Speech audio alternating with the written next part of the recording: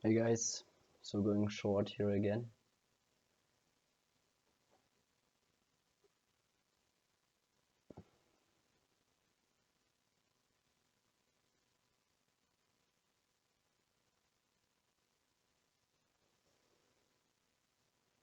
I like the sell-side liquidity down here.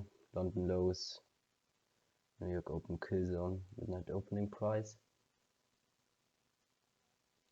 But NQ doesn't really look bearish. Unfortunately, because yes, S&P is definitely interested in trading lower. But NQ definitely not.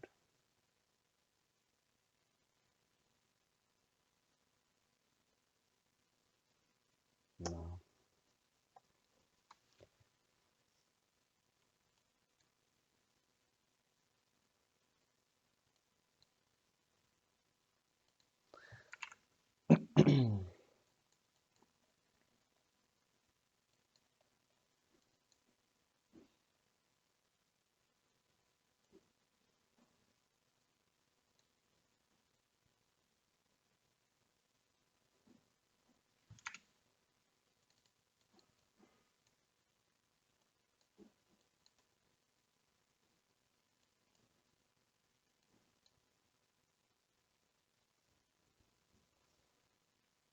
And now we wait for the London close macro, I guess. I'm not interested in trading this higher because we didn't have like a clear sweep on sell-side liquidity and we are already too overextended, so we are above all three opening prices. I basically managed my stop here definitely the wrong way. So with the ATM model we always actually want to have a wider stop, because in the opening we are just very more volatile, and this could have been only one trade if we had our stop above the swing high and then we get stopped here, but like that we get stopped 3 times. Yeah, I don't know. I think basically the entry is valid for me, so I like how ES is trading lower, and I like that we couldn't reach the alright, now reach the lower quadrant. I don't know, but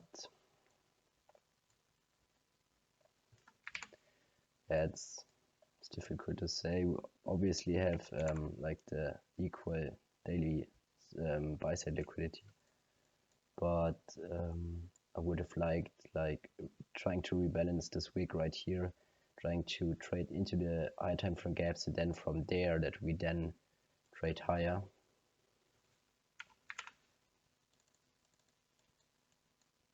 So that looks like low resistance liquidity to me, definitely. So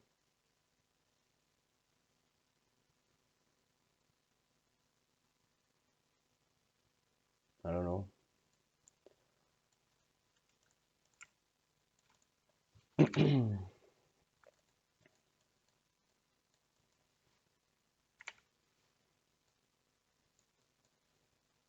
Looks like high resistance. So maybe we are still right with the buys that we will trade lower eventually later on.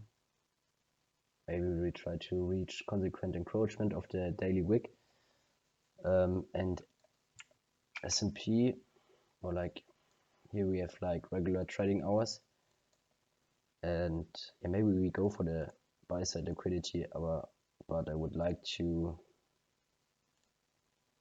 see that we couldn't even reach the upper quadrant of the gap right here, of the new opening of the new opening gap, and yeah, So I would have liked NQ to trade lower,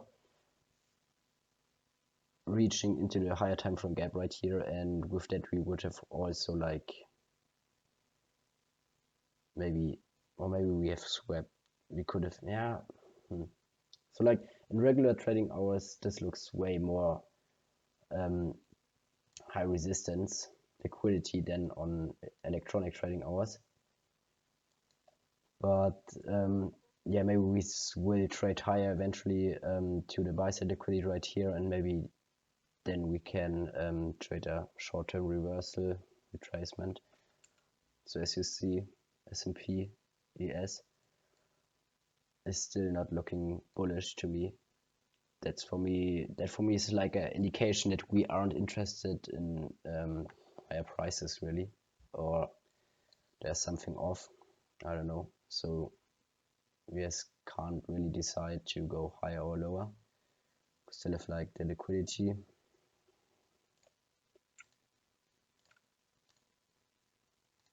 No, not the liquidity.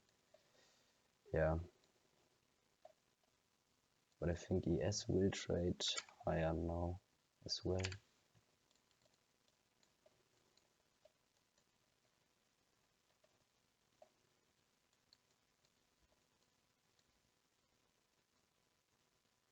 But just what I wanted to say is like I've taken like the price range of the opening range, so therefore we take the low of low which formed after 9:30 until 10 a.m. and the high of the opening range as well, that's right here. Then we can run some quadrants and just see how price reacts to them. But I like how we traded higher, and I didn't expect that the fair gap to be traded to, because it's just sitting in between the balanced prices right here. So basically we just ranged here, and that just is basically, or these prices are all balanced. So if we trade higher from here, this plays higher from here, we don't really have to trade to it, because these prices are already balanced. And now with after we also took out the sell side liquidity down here, I would like to see that we chase higher prices in low resistance and follow NQ higher. Yeah, so basically that's really it. I don't trade ES actually, but today it looks really clean because we still have the draw higher on the higher time frame, basically because we have the unbalanced wick right here, and I would like to see to reach the first quadrant or consequent encroachment, or if we are really bullish we could also trade to the upper quadrant, but I don't really think oh, maybe we reach it, but let's see. So it looks really clean on the 50-minute, and basically the 15-minute, if the 15-minute chart looks clean to you, you are on the wrong side, on the right side to say, because so on NQ I wasn't really interested in buying higher prices, because we with the opening we traded higher instantly. So basically, as you can see right here, and we didn't took out any sell liquidity, and therefore with trading just above right here and with not taking out any sell liquidity, we are just overextended, overbought in my opinion. That's why I chased longs. Shorts, I definitely has a wrong stop placement right here, so it has to be above the swing high. Eventually then I would have been only got stopped once, but I'm content with the trade right here, and I said if we only sweep the sell side liquidity right here and can't trade lower from there, we're still bullish because the higher time frame objective is still not met. So basically that's a day I want to avoid, where we don't want to trade any longs and we are just looking for shorts, but get caught up in between because the higher time frame is still not ready to trade lower. So yeah, basically that's for me, especially with the fact that we have the no news Monday, a day to avoid, I think. But I still like the sell side liquidity down here. I liked how ES traded lower, but NQ just traded higher, so I regarded the move since the opening as fake out, and especially because ES was not following NQ, I preferred lower targets, and we have also like the run on stops right here. So NQ, ES or S&P looked really clean for or looked ready to take out these lows right here. We only took out the New York open kill zone sell side liquidity, but that's fine. And now that's basically a valid trade higher. So yeah, and maybe what I should have also be more aware of is the fact that we on regular trading hours we also have like the buy side liquidity above here. So in that case we will definitely chase these highs, because we also have like basically equal highs. And yeah, I think we are after we, well, if we if the opening had been more aggressive and we took out the buy side liquidity really fast, then basically the short would have been way more valid, because then we could maybe reach for the sell side liquidity down here and trade right into the high time frame gap, but that wasn't the case. So yeah, that's basically why the higher time frame is still not in a position to trade lower. And NQ is still looking for higher prices, and yeah, we are still in a trade on S&P or ES and looking for higher prices as well. I like the entry right here and the edge as well, because yeah, the position is still good managed, but we just have to see. I don't really want that we take out the low right here. Actually, it wouldn't be nice, so I can trail my stop right there. Equal highs right here. So basically that's engineered buy side liquidity. Trading into the volume imbalance. So basically what I really don't like about ES or S&P, why I don't trade it, is because we have like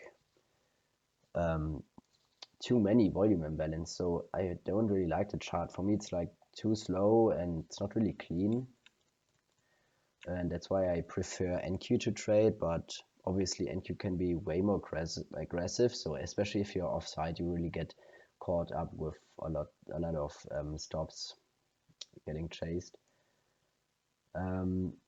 But yeah, after we ranged here and took out the sell side liquidity, that looks the price action looked really nice. So that's why I preferred to trade on ES.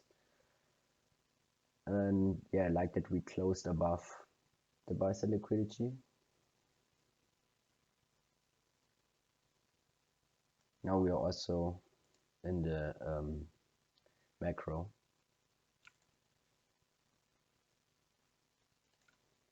Of the London close macro. So because we ranged the whole time and then still haven't met any higher targets or important levels, you shouldn't expect that the London close macro is now delivering like a retracement.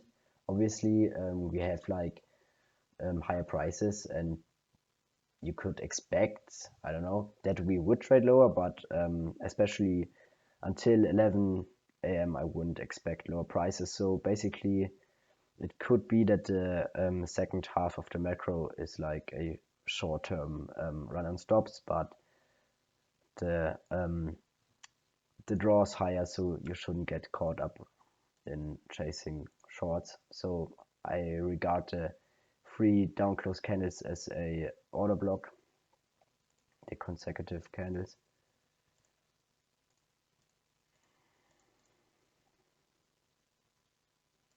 Looking at consequent encroachment,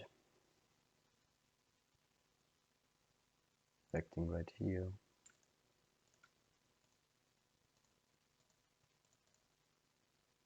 And we have already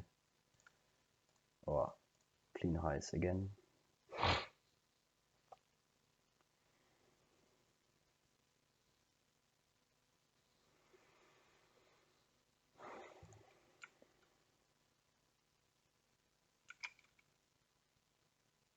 Looking what NQs to do,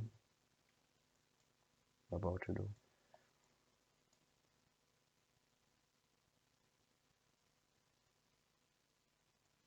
And actually the fact that we also were like trading really low on ES and not on NQ is also like a warning sign. So especially because as you see the SMT indicator is on right here. So on ES we took out the low right here, but on NQ we didn't. So that also like tells you that if we can't trade really aggressive lower, we won't reach these lows right here again, because on the ES we already took them out, and that's sometimes enough that we see that as a drawn as a sell side liquidity sweep. So yeah, could have been, this price action right here could have been expected, especially with regarding the higher time frame.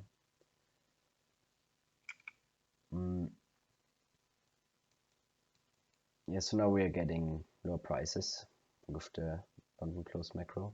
We're retrading again back into the fairway gap right here. I still like the equal highs right here. So to me, that's basically only a short-term run and stops. I don't know. So I don't expect that we should trade lower. If we come back into the fairway gap right here, I would even add something to my position, I think.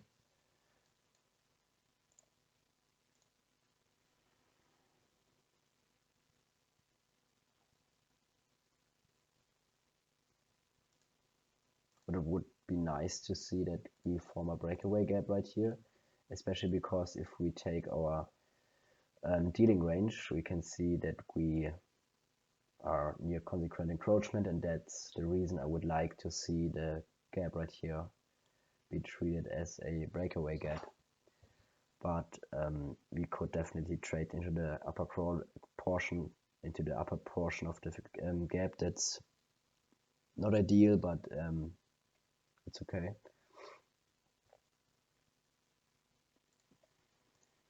Yeah.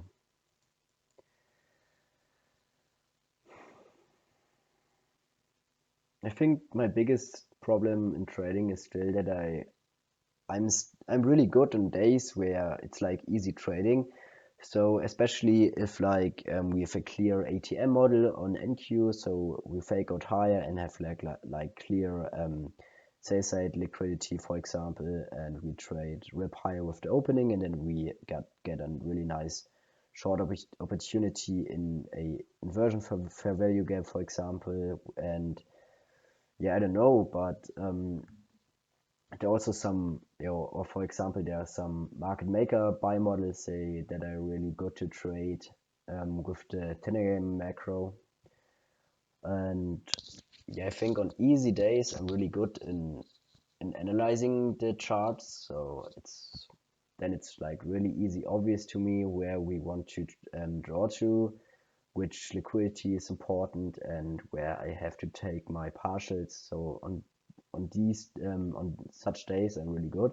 But on more difficult days, like days where the higher time frame is still like in a position where we haven't really met any important objective yet. So for example, right now we're still within the range of the body of yesterday's candle. So these days are to me way more difficult to trade, because I really don't have like a nice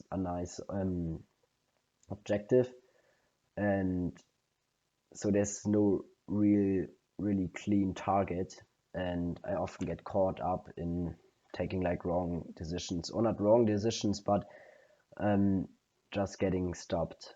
And yeah, I think I have to get better in avoiding days I can't really trade in.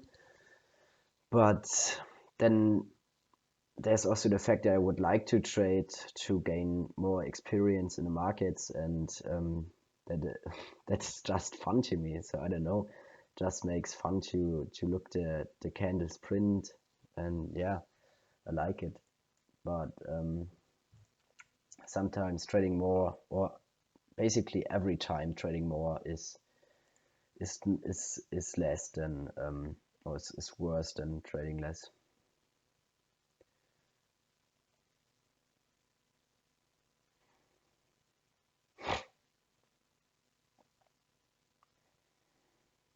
So I would have liked actually that we wick only below the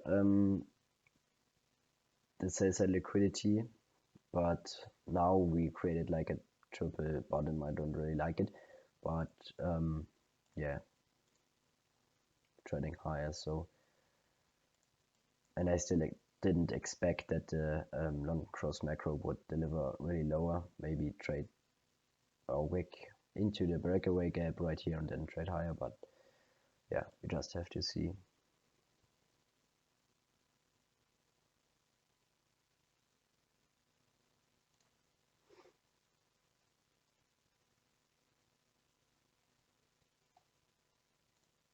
So, and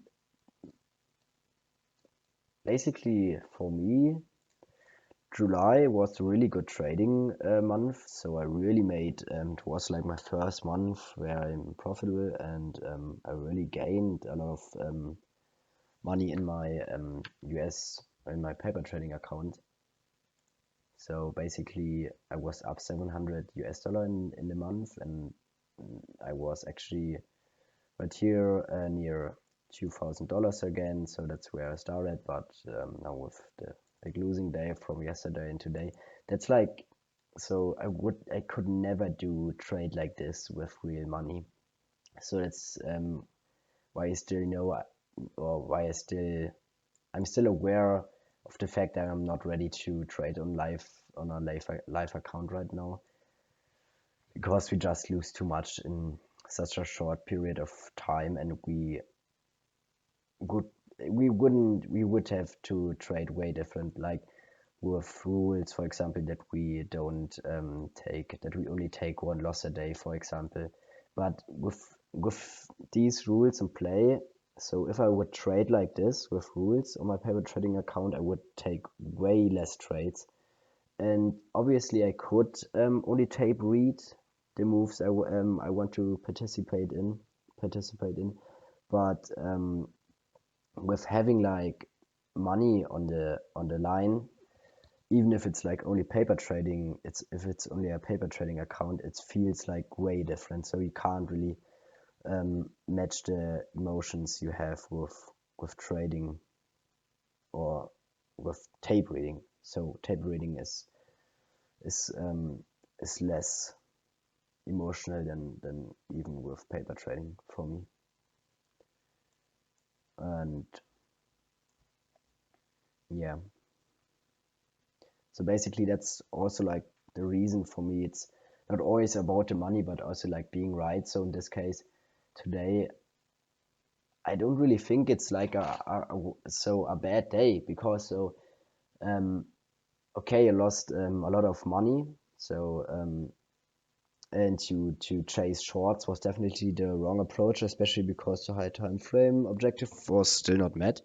So yeah, I definitely was offside right there, but I realized that actually, and I think I was even aware of the fact before entering shorts. So yeah, I'm still right about the objective we have on the higher time frame.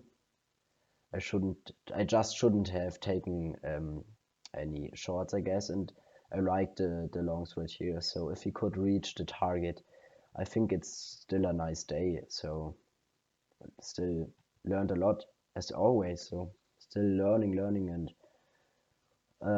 yeah. So now with reaching almost 11 o'clock, we have to be more careful. especially because the 5-minute candle has no wick, and now we created it. So basically you don't want to see any candles be created without a wick, because only a few candles close without a wick above or below. So that's why you can expect price to move into the, or move above or below the candle body where no wick is in place. For example, right here we have no wick, so you can expect that we will trade higher and trade above the body right here.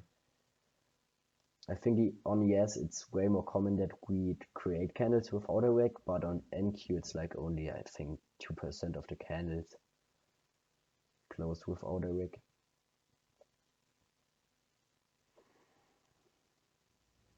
I think I'm just going break even right here and then committing to the trade.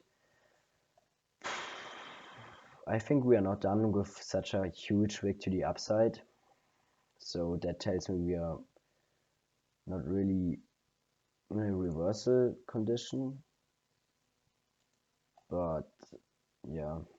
And also I think, especially with my trades, which are like winners, they are almost perfect. So I think like the biggest mistake I still make with winners are trailing my stop eventually too tight that I have to re-enter, and then it's like still a winner. So that I get stopped and then I re-enter. Especially in the ATM model, that's like happened to me very often, because always like I always expect that I'm right on the candle, but especially in the opening we are just way more volatile and don't really care much what I would like to see price do. But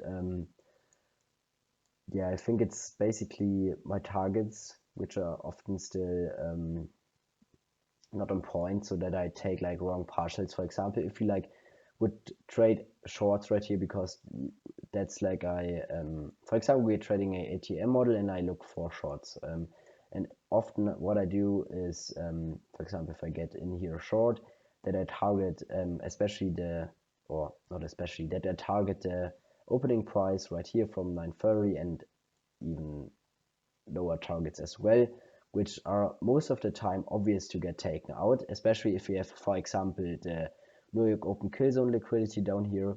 That's often a target which gets taken out within the ATM model.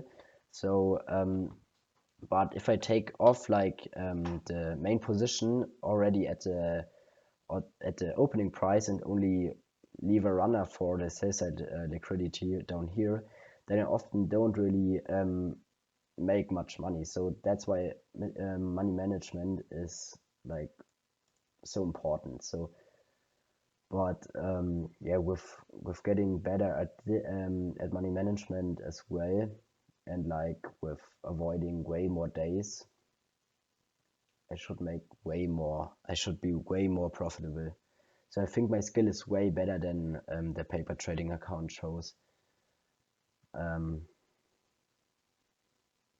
Yeah.